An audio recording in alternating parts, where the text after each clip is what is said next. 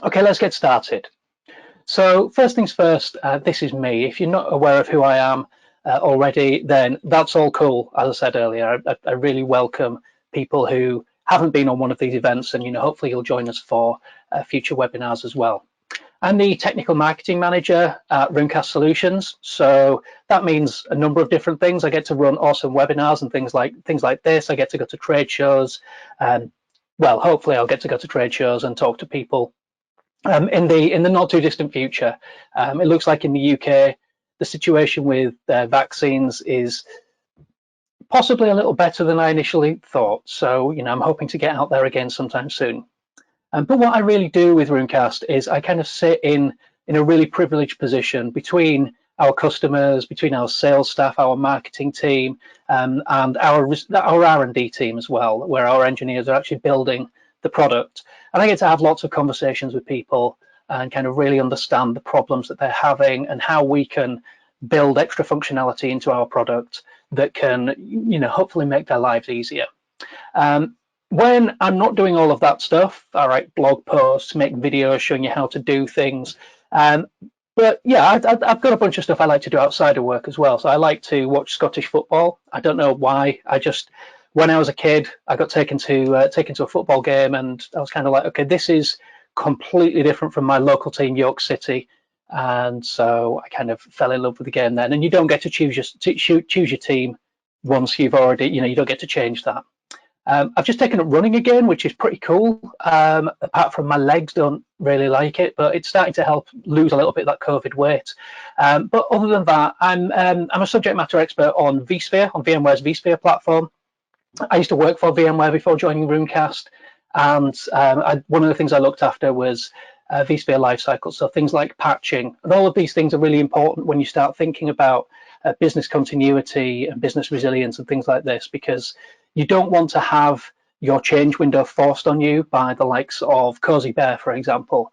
We need to keep on top of patches from a security perspective, and not just for compliance, but compliance is also important as well. Wow, we've still got people coming in. Awesome. So that's me anyway. You can catch me. That's my website. Oh, let's just go back. My website, the podcast I run with a few other folks, and that's me on Twitter. So if you have any comments about any of the stuff we discuss in here, please hit me up on Twitter. Please don't give Runecast grief about it. It's me. It's my content. I'm all ears. I'd love to hear from you. So, hopefully, up until about a year ago, everyone had a really nice, serene life. This kind of image really does it for me. It's like, okay, right, we've got this nice lake, we've got these trees, and then if you look over here, we've got these Black Hawk helicopters that nobody saw coming. So just bear that in mind. There's been a lot of stuff that's changed. But on that note, I just wanted to actually pause before we even really get started and ask you all a question. And that question is this. So this is the first of our webinars that we've run specifically targeting the kind of C-level folks. But then as time has gone on, I've kind of thought, well, actually, maybe let's just launch the poll and we'll let you folks decide, which one's the most relevant for you.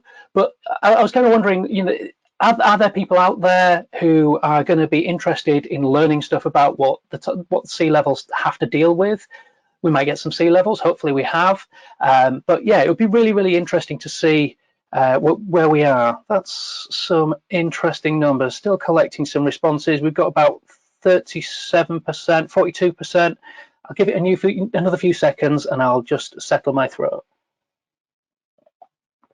Oh wow! So we've got a really good mix of folks that 53% voted, and it's a really good mix. So we've got 30% C-level, 20% upper middle management, 30% direct managers, 20% individual contributors. So I'm just going to close that poll there. So that's actually really interesting to me, because we initially set the message out, it's for CIOs, and I was like, actually, it's not just for CIOs. Maybe there's other areas within C-level that are going to be interested in this. And then actually, the more I thought about it, business resilience requires every area of a business in order to be successful. It's not just the leaders. So we're going to be looking at things that we can do as leaders, but we're also going to be, these things apply all the way down the stack, and hopefully this will be helpful for you. So yeah, there's a nice photo with some helicopters in the background that nobody saw. In fact, I didn't see it until I put it up on a big screen. So as we all know, it was what, March this year, March last year. It is still March 2020, I think. The coronavirus situation became very clear. We saw that there was a lot of, there were lockdowns. Everyone was kind of, okay, we all need to wear masks. I know a lot of our staff in the Czech Republic at the moment, they've just had some pretty severe lockdown notices there. So you've got to wear specific types of mask when you're out in public and things like that now. So, even a year later, as we thought we might have, we thought we might have got past the worst of it, there's still a lot of bad stuff happening. And because of that, we have to be able to plan and we have to be able to react.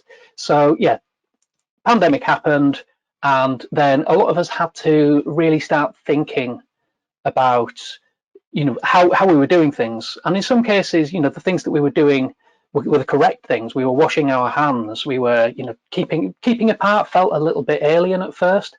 And frankly, it still does feel a little bit alien. I went out for a run earlier, and as I pass people on the street, I kind of run into the road and around them, kind of like 2 or 3 meters away.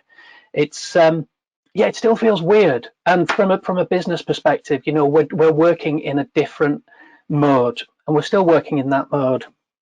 And honestly, the pessimist in me tells me we're still going to be working in that mode for quite some time yet. I know everyone would like to think, we're going to get to a situation whereby we'll all be able to go to things like VMworld this year, and that's obviously not going to happen. It's going to be a virtual event, and yeah, I think we're still going to be seeing the repercussions of these lockdowns for quite some time.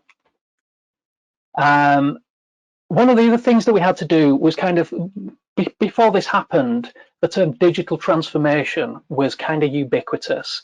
It was everywhere. You couldn't look at you couldn't look at a Gartner post without someone saying digital transformation, do all of the digital transformation. It was the real buzzword, and I don't mind saying that because I used to do some consultancy around that side of things, but all of that stuff went on hold almost overnight, and it went on hold, and a lot of businesses just kind of switched from, okay, how are we going to make more money? How are we going to develop, make ourselves more efficient? And it all became about survival. And this happened in a number of different ways, but a couple of ones that I saw really overwhelmingly used were either you did a hard lockdown, no changes whatsoever, that's it, everything must stay as it was on the 2nd of March 2020. And the other way that I saw it implemented was organizations that were kind of like, okay, right, how do we enable our workforce to work remotely? As an example of this, my partner, so my partner works for the police, and she's not a frontline police officer anymore, but she works in an administrative capacity. Now, normally she'd have to go into the office in order to do all of these things, and she's also incredibly susceptible to. She'd be incredibly vulnerable if, for instance, I were to get COVID-19. So we're in a bit of an awkward position whereby she's been locked down. She has to work from home. But she didn't have a corporate laptop because she didn't need one. She always went to the office. And the big struggle a lot of organizations saw was all of a sudden it was impossible to buy laptops. So people were thinking, okay, well, we can't give them a corporate issued device. What if we can enable them to log in using something like VMware's Horizon product, for example? We can allow them to log in from, we wouldn't normally do this because security concerns, but these are hard times. So what we're going to do is we're going to allow you to log in from your own personal device, and then you can get to a VDI desktop and you can continue to work. And there was a lot of bending of the rules around those sorts of things as well, and we'll talk about that in the next few minutes. Excuse me. So yeah, less oversight in general.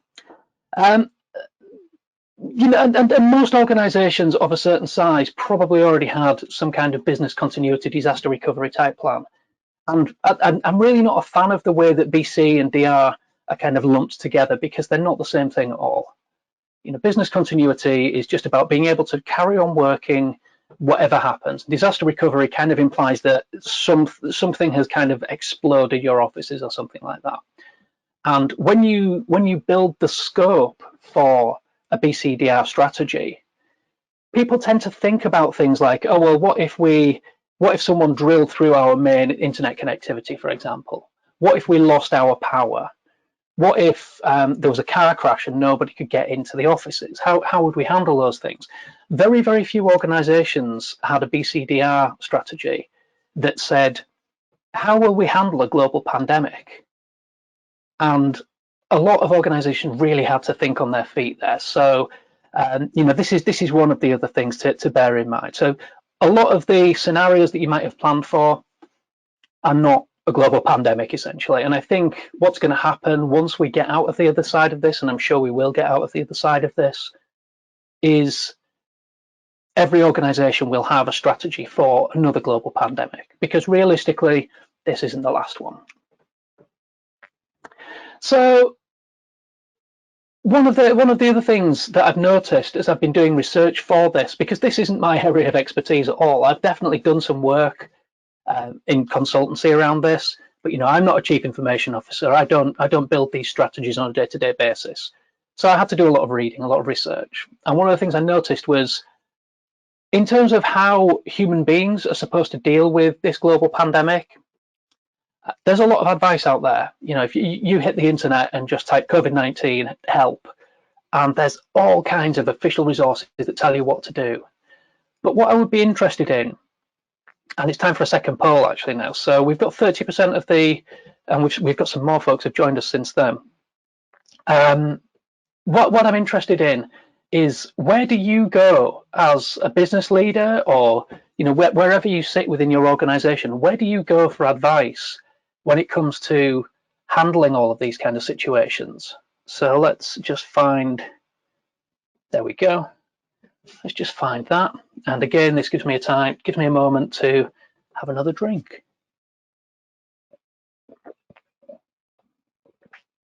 So yeah, apologies for this. I've got a little bit of a sore throat. It's definitely not COVID-19, so nothing to worry about. But it is very, very warm in this office under those lights. So 22% voted.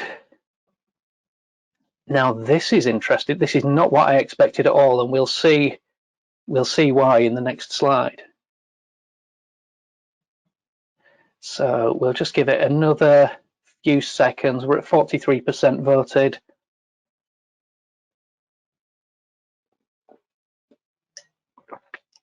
Okay, it's kind of swinging in the way that I thought it was going to swing. We'll see if we can get 50% voted, and then we'll close this, or I'll close it in 5 seconds. 2, 1. Okay, let's close that. And that actually tells me almost exactly what I was expecting. So let's just move on to this. So what I was expecting the response to this was going to be was, when we're looking for guidance, and it is interesting that we've got the coverage for discussion with your peers, and I do that a lot at things like VMUGs, other kind of groups on the internet and things. Talk to people who do similar jobs to me, and maybe do slightly different jobs to me as well. But overwhelmingly, what I find when people are looking at the C-level is that they look to these folks: Gartner, Forrester, and IDC. So let's kind of have a look at these, because as luck would have it, each one of these three published some guidance as to how to handle business resilience in these kind of times. So we'll start with Gartner. It's fancy how I did that, right?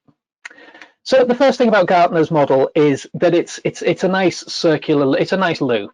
So you kind of start with defining what your current operating model is. And this can be harder than you might think. Everyone kind of thinks, oh, I know how my business works. But then you start poking around, it's like, oh, right, there's often gaps in knowledge, and there's often actual gaps that need filling as well. So defining that current model is super important, because without knowing where you are right now, you've got no way of knowing how you need to deal with the things that are about to come. You then need to identify the uncertainties. So there's some similarities in the guidance that each one of these organizations provides. But yeah, so the next one is you identify uncertainties, figure out where you don't know how they're going to handle. Then you need to assess the impact of those uncertainties, and that might mean buying in some extra tooling so that for example, one of the uncertainties might be, well, how does my workforce work? We don't have a massive remote working capability. What do we need to do? What kind of tooling do we need to deploy? And this might be just some money that you need to spend. It might be some new processes, but we need to figure out how we handle that impact. And from there, we design our changes. And from here, it's kind of fairly obvious. We've kind of identified where we are. So we've defined our current operating model. We've identified what we're not sure about, because the bits that you don't know are the hardest bits to plan for. We've then figured out what the impact of those changes are, and we've designed some changes to compensate for them. And then finally, we execute those changes, and then we kind of go all around that circle again and again and again. And this could well be just a business as usual process. Maybe this is something that you want to do once a quarter or every 6 months or so. Forrester has theirs is a little bit more long-winded, and it didn't feel as much like a loop. So I've drawn this out slightly differently. So the first thing is you define your response team. So you've got a problem that you need to handle. The first thing you do is you name your cabinet. You say who's going to deal with these things. And here what we need to do is we need to make sure that there is a person defined for each role within your business. However, there also needs to be a backup for each role. Now, this might seem obvious when you think about it, but these are not things that you generally think about on a day-to-day basis. And the bottom bit there, communicate this to the organization. That was kind of brushed under the carpet a little bit in the research that I read, but I think that's actually probably the most important thing. Is okay, well, what we've got is we're planning for an emergency. Dave is going to handle corporate communications. What happens if Dave is unable to fulfill his role? It could well be, maybe Dave gets coronavirus and so is very sick in hospital. Who picks up that baton and runs with it? So we need to name a backup, and this has to happen for every single role. So that's important.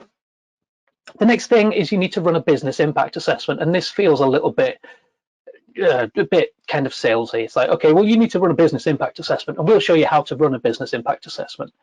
But really, a business impact assessment is basically the exact same as here. So where are we? We assess the impact here. So Gartner are saying do it, Forrester are saying do it. They just call it different things. So let's just get back to where we were. And this business impact assessment, what we should do is we should come up with multiple different scenarios. So I mentioned earlier about the idea that what you probably got as part of your BCDR strategy at the moment is you'll have a fixed set of things that could happen. So a few years ago, I used to work for a reseller, and their data center was under a flight path for often quite antique aircraft. And so we were looking at, modeling what could happen, what would be a feasible disaster to strike. And people were thinking, oh, well, maybe, one of the things that could happen is we could be flooded. It's very flat around here. We're quite close to the water table. We could get flooded. It's like, okay, that's great. We can compensate for these kinds of things happening. What other things? Nobody thought about a plane falling out of the sky and crashing into the building.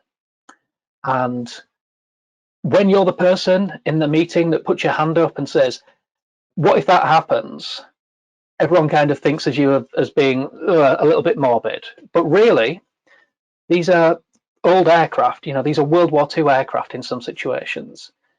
They are being very well looked after, but as things get older, they become less reliable. So it's an eventuality we had to plan for. So we had to plan for it, and the way we dealt with that was we figured out that what we were going to do is we were going to replicate all of our stuff across dark fiber to another location the other side of the city, and that was absolutely fine. That was really easy to plan for once we called that eventuality out. So we need to model these scenarios, things like supplier delays, someone puts the prices up, Brexit happens, for example. We need to think about all of these things. I love talking about Brexit. Once we've got all of this done, we build our plan. And again, this is the same advice really that you get from Gartner. Come up with a plan. You know all of the things that you're not sure about. Now figure out how to deal with them. We need clear and specific action points. So we need to be able to identify exactly who's going to handle which bits need to be done. And then we communicate this to our organization, same as step one. If the organization isn't widely aware of what's going on, then as soon as things hit the fan, yeah, it's going to be a mess. And then finally, you test your plan. So you test the plan, and then once you test the plan, you put it into action. But there's no kind of circular feeling to this one now. It's like you do this once and then that is done. I think I prefer the Gartner method, to be honest. The IDC method is, or the IDC advice is even simpler than the Gartner advice. You've got 3 steps, which is kind of close to what I promised to give you at the beginning of this webinar and why you signed up. So thanks to everyone who's signed up so far. I've just realized we've had no questions in yet so far. So, you know, this is fine if I'm covering everything. If it all makes perfect sense, then that is absolutely fine. Oops, someone messaging me there. So it better be important. No, it's not important. So yeah, the IDC advice, if you have any questions, please do put them in. The first one is the hardware that you've got, do whatever you can to extend the hardware support on it. So those servers that you might have had in the racks for 5 years that you were planning to replace this year, you're not going to be able to replace those. Get extended hardware coverage on it.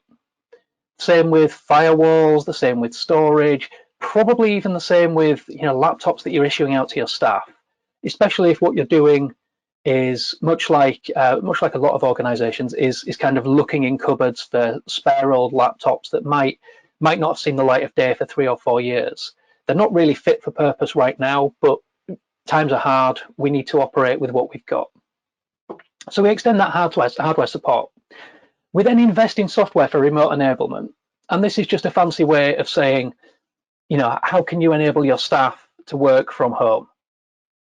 And this could be something like VMware Horizon, Citrix XenApp.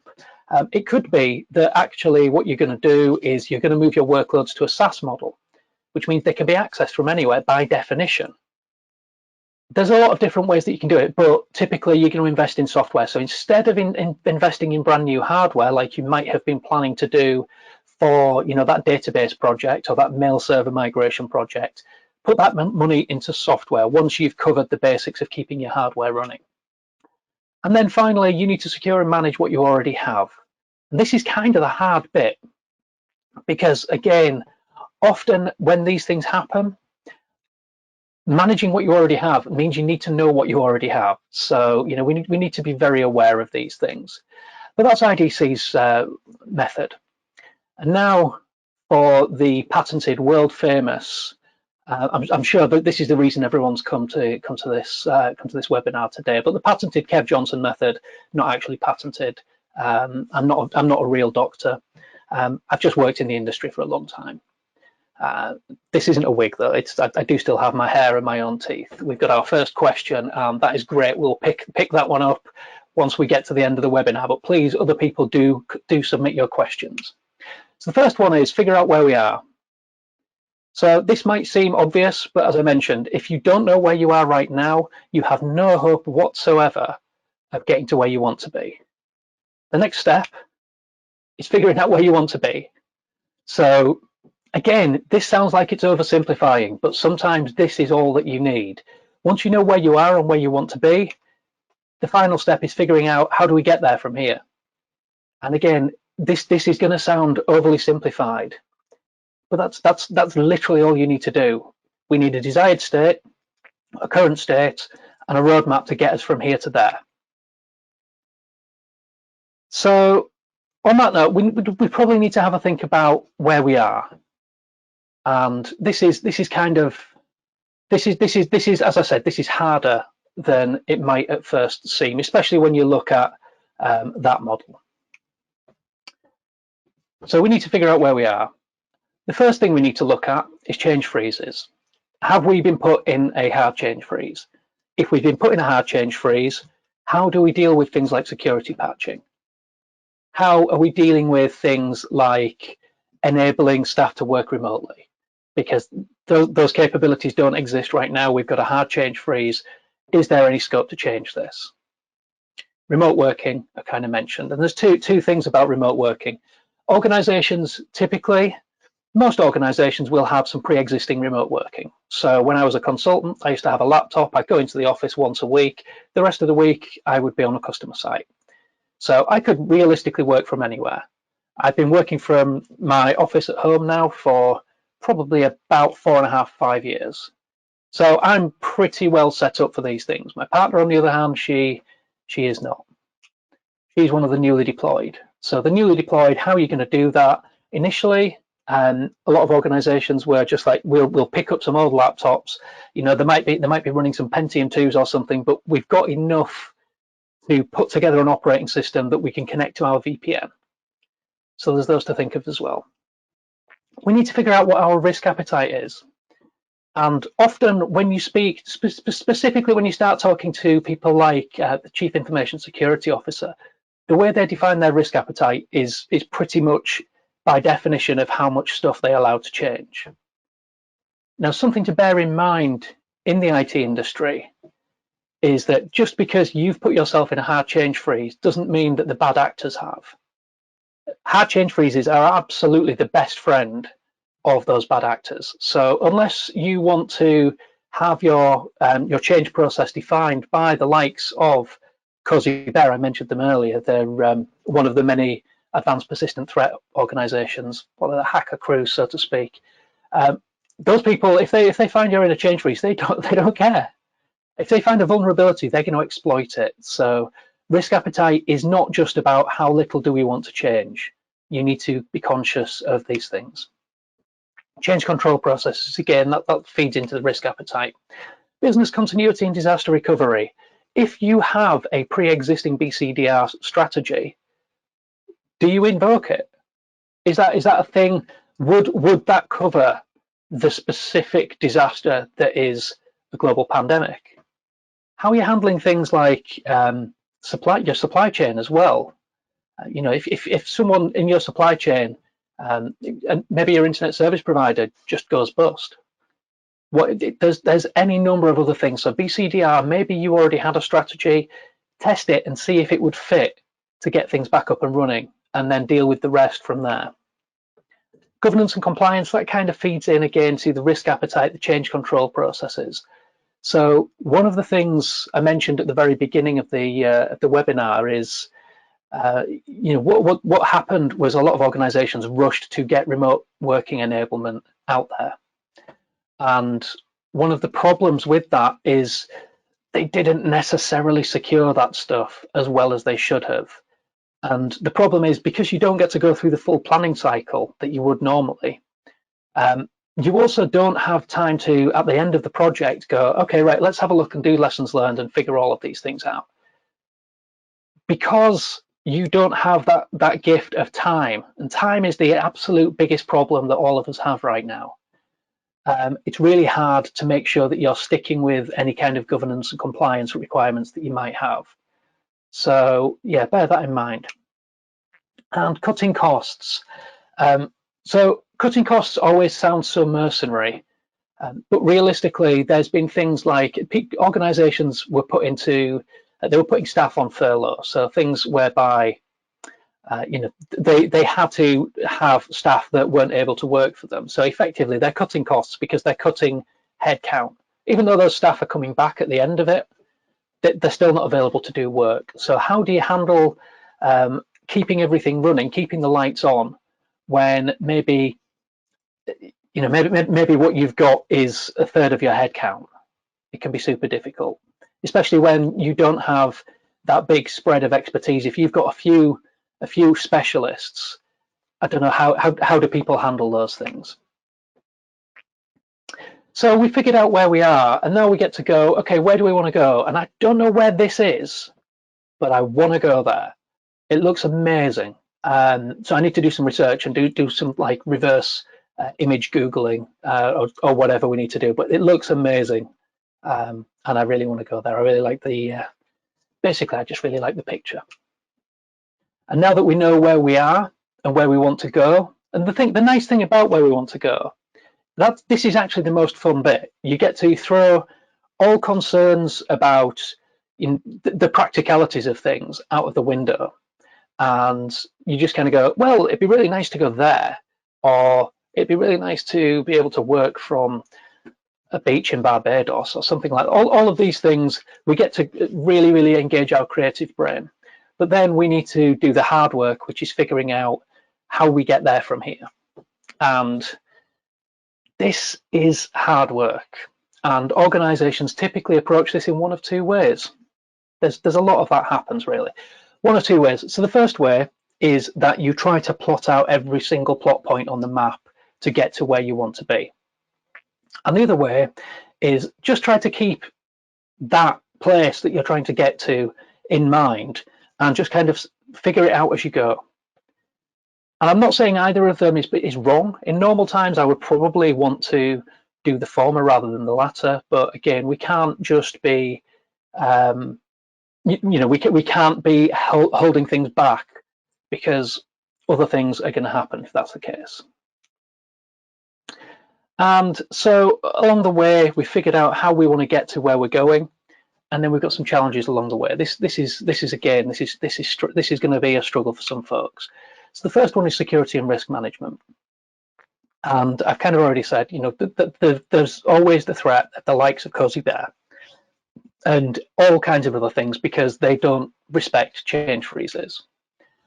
We have two ways of handling this. Typically, we either move fast and break things, and we accept that we're going to break things, and we have a policy whereby we check if we've broken something and we fix it as we go, or we lock down hard and we hope that nobody else figures out that that's what we've done. But it would be nice if there was a middle way, and often the middle way is the correct way. So you kind of try a little bit of A, a little bit of B, and just kind of steer in the middle there. Another one of the challenges is business as usual support. So I know a lot of organizations, if someone has a problem with their laptop, they'll call the help desk, and the help desk they'll either fix it remotely or they'll send a desktop engineer and the desktop engineer will deal with it. That's obviously not something that can happen in a global pandemic where people are working from home. And this can actually be really tricky. So, typically you call the help desk, someone answers the phone within 3 rings and you're happy. But now there's only 4 staff working on the help desk instead of 10. And there's also a significant increase in the number of people working remotely who've got kit that's being cobbled together a little bit. And so there's more incidents to deal with. So now you might actually wait on the phone for an hour. And that might be an hour where you're not able to get any work done. So you need to have a think about how to handle that. If you can do anything that allows more self-service, that's really going to help. Furlough might have reduced your headcount. So as I say, it might have reduced the number of people on your help desk, the number of engineers that you've got available. Could be any number of things. What furlough's unlikely to have done is reduce the number of people working remotely. Change control, I've mentioned a number of times. Test and validation. So this is another area where typically people will make sacrifices in times like this. So instead of having a situation whereby you have a very, very strict process, if you want to deploy a change, if you want to deploy a patch, for example, you have a test environment and you run that, you deploy the patch in the test environment, and you run some simulated workloads on there, and then you leave it for 2 weeks, and then if nothing's broken, great, you can deploy that in production. You probably can't do that when we're looking at a global pandemic, so bear that in mind. Best practices. So, just knowing that you're doing things correctly can be really tricky.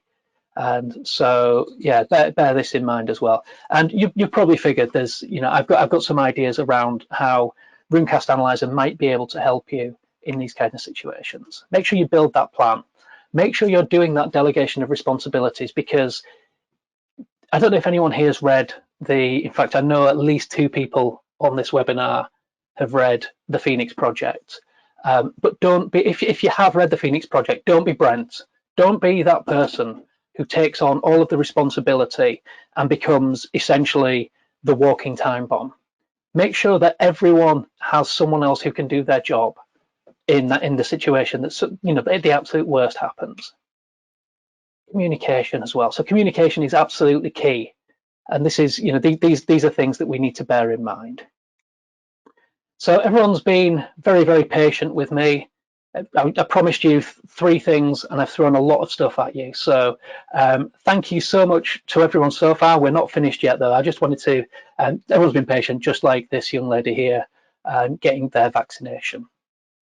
So the first thing I want to give you, so the first of the 3 tips is work on operational transparency. Work on knowing what you've got, how you work, where your problems are, where your risks lie, how you handle those risks. And as we're kind of getting towards the end of this webinar now, we've got 20 minutes left yet, you don't get off that easily. But what I wanted to do was just show you how Runecast Analyzer can help with that operational transparency. So within this environment here, this is Runecast Analyzer for those of you who aren't familiar with it. It's an appliance that a virtual appliance you deploy on premises. You point at all of your different systems, and we'll tell you if you've got any hidden risks. We'll tell you if you aren't abiding by best practices. We'll show you some other stuff around security very shortly. But in terms of operational transparency, so we can see here we've got some vCenter servers, some NSX managers, both NSX-V and T, VMware Cloud Director. So if you're doing basically if you're using any of these technologies, we can absolutely help. VMware Horizon for remote working, Amazon Web Services, if you've got workloads deployed into the public cloud, we can absolutely help there. And Kubernetes, everyone take a drink. It's getting cold now. But Kubernetes as well. Kubernetes is super important, and we can help show you where the problems lie. And as you probably saw on that dashboard a second ago, there we go. So we show you where your problems are. We show you the configuration issues, the log issues that we're seeing. We show you your security compliance score and best practice adoption, where the problems are. We run a scan. Typically every day we're going to run a scan. We'll show you your history, so you've got an audit log as well. You can see when new problems are introduced. And there's lots and lots of things that we can show you. Our all issues view shows you all of the problems in your environment. So across all of those different systems that I showed you a second ago, we've currently got 1,500 problems. Hopefully that's not what your environment looks like, but we show you, we break them down into the most critical, and then kind of as we move further down the stack, the less severe issues. But each one of these findings that we give you, we show you the source of the knowledge. So in this case, this has come from the VMware knowledge base, and we're going to show you where the findings are impacting. So these are the specific servers that are impacted, and this is what you need to do to remove that risk from that environment. So that's just a very, very quick overview as to what we can do to help you with operational transparency, just to kind of get a view as to what's going on across your environment. Because without that information, it's really hard to know where to get started and make your plans. The second thing I wanted to introduce, there we go, my clicker's finally died, is to focus on risk mitigation and compliance. So this could typically be security, but risk, basically anything that's a risk has an implication on security, whether you specifically think of it in terms of firewalls and antivirus and things like that. If something has the capability to take down your business applications, then that's a security issue, even if it's not thought of traditionally as being security. So things might be deployed. Typically, you deploy an application, it stays there. You might do some upgrades, but it's usually deployed in a secure manner. And then, you might review that periodically. But typically, once something's deployed, it stays there all the way through its application lifecycle until it's retired, or until it fails and nobody knows how to bring it back, which is another security risk. One thing I did want to ask, I've got one more poll for you. Which was specifically around this area. So what I'd like to ask is, which security standards are the most important to you? And unfortunately, GoToWebinar only allows a small number of these things. So I've just put a few in there. If there are any that are not listed there, please do say other. And then if you want to drop something in the chat or in the questions, either or, then that would be super important. And you can select more than one.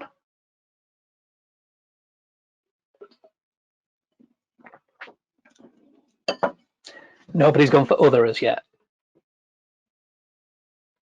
We are getting close to wrapping up though, so thank you everyone who's been so patient all the way through this. We'll just give it another 15 seconds for the poll. Hopefully we'll get a little bit above 50% voted. Everyone gets super shy when we do these things, especially when you start talking about security. So 3 seconds, 2, 1. Okay, doesn't look like anyone else is voting. So we've got some interesting points there. ISO 27001 seems to be really important to people. PCI DSS, we do have an other. If you were one of the people who voted other, I would really appreciate it if you could just drop something in either the chat or the questions, because my plan is, if we don't already have coverage of this with Runecast Analyzer, I want to be able to go and stand over, well, not stand over, they're over the other side of the North Sea, but I really want to be able to push for us to get as many of these standards that mean a lot to you into Runecast Analyzer. Obviously, I can't force you to do that. So let me just show you very quickly while hopefully people post their things in there. Because we've got this visibility into all of the different systems that are connected up, we also have security compliance standards built into Runecast Analyzer, so we can really help you to see what's going on. So as ISO 27001 was so popular there, let's have a look. So we've got ISO coverage for vSphere. We've got ISO, in fact, let's just have a look at the products we've got covered. So we've got a whole bunch of different AWS services. We've got vSphere, vSAN, and NSX as well. So if you're running any of these and you want to make sure that you're deploying them and they're being run on an ongoing basis in a secure manner and that you're going to pass your audits, then this is a tool that can really help.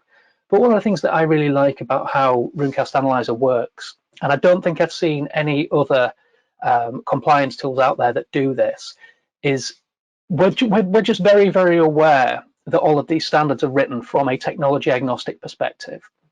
So if we if you've ever been on the receiving end of an audit, as a technologist, it's really hard to know what to do. So what we do is we say, okay, great, we can scan your environment, we'll show you where your exposure is, and we'll show you which ISO controls they map to. So if you need to specifically look at any specific ISO control, you can absolutely do this. We can build reporting that will show you where the problems are.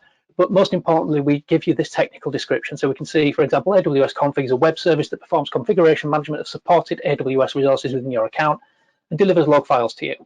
But it has to be enabled on a per region basis. So within this specific AWS account, we can see we've got a whole bunch of different regions whereby we have not enabled AWS config. And that's an immediate failure for ISO. So you definitely want to be doing these things. And there's all kinds of other things as well. But the important thing is, we're not just telling you what the problems are, we're showing you where your exposure is and how you deal with these things.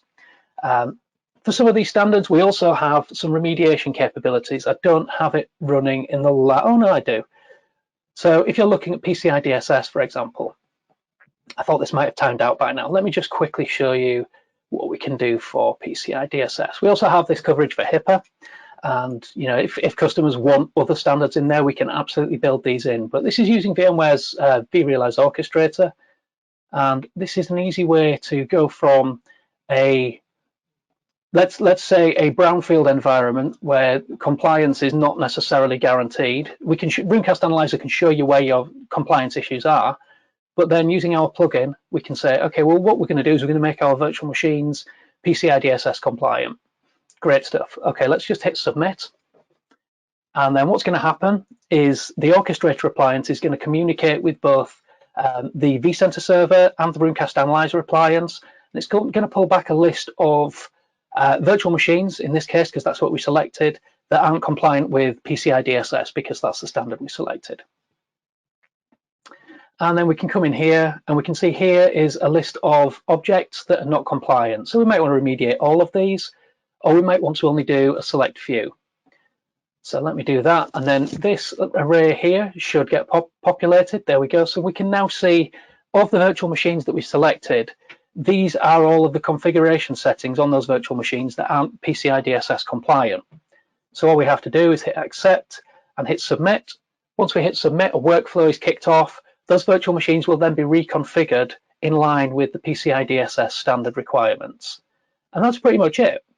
So it's a really easy way to go from a non-compliant environment to a very, very compliant environment. I think I've got 2 more slides for you, and then we'll wrap it. Oh no, I haven't. I've got loads of slides for you. Right, so the third and final area is managing with reduced operational costs or capacity. So this kind of ties back to the first one, because we need to have that visibility to see what's going on. But one of the other areas, and again, I'll just very quickly show you this, that we can help on that, is hardware compatibility. So typically hardware sits in servers, it sits in racks, and it gets deployed.